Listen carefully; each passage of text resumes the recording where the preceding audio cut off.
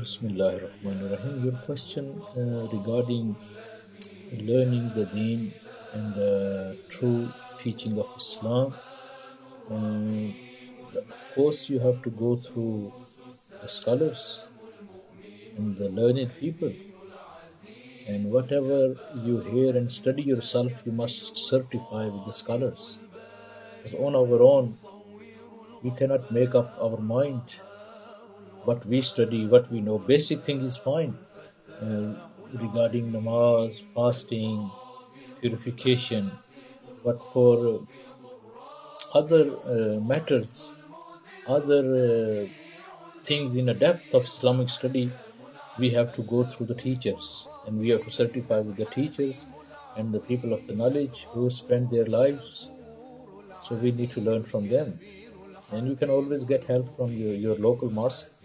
And then again, you need to make sure, because mostly our local masajid, they have the imams, which they are not qualified scholars. Mostly they are just hufaz.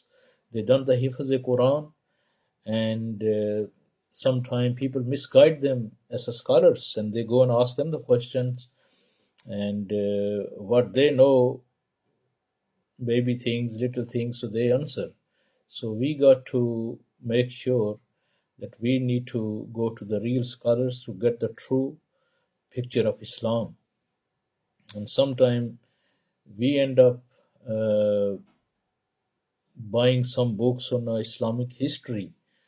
And history, we must make sure that we don't make up our Aqidah, our belief, according to some historian who have compiled a history book and written on a history of Islam. So you always, because our belief, our Aqidah is not based on history, it's based on Quran and Sunnah. So the supreme, the super, what you call laws are Quran and the Sunnah.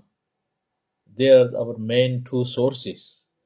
So we always, when we see something, we must take it back to the Quran and Sunnah. And of course, every common person cannot do that. You need to go to the scholars. This is for the deep matters. Because in history, there's so many things are minus plus, good and wrong and right have been written in the history. And our Aqidah is not based on history books. Our Aqidah is based on Quran and the Hadith of the Holy Prophet sallallahu alaihi wasallam. So any history, any knowledge which contradicts with Quran and the Hadith of the Holy Prophet, Sunnah of the Holy Prophet sallallahu alaihi wasallam, we let it go.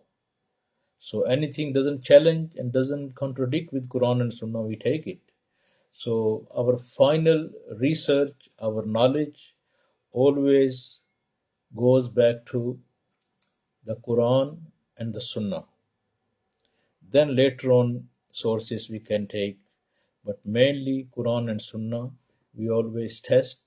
And like I said, then of course every common person, we are not in a position to test with the Quran and Sunnah, but we can always take to the people of the knowledge, the scholars who can guide us and who can help us. Jazakallah khair. Assalamu alaikum warahmatullahi wabarakatuh.